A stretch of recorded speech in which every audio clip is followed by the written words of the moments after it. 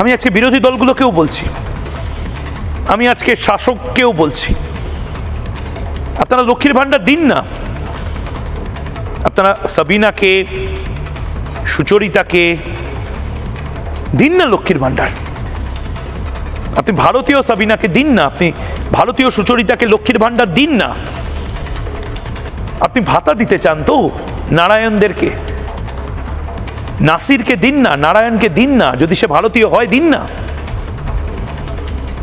কিন্তু বাংলাদেশিরা কেন আমাদের সব কিছু, আমাদের জমি, আমাদের বাড়ি, সব কিছুতে ভাগ বসাবে?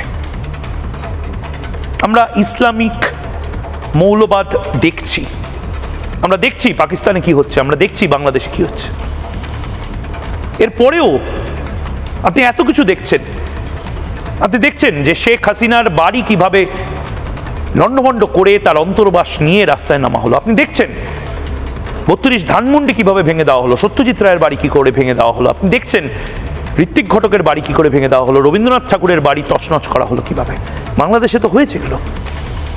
ওই এলিমেন্ট, ওই বর্বর দানবদেরকে আপনি ফ্রি অ্যাক্সেস দিয়ে কেন আমার কলকাতা শহরে, আমার পশ্চিমবঙ্গে নিয়ে আসার পরে ভোটার কার্ড বা আধার কার্ড দেওয়ার ব্যবস্থা করে দিচ্ছেন?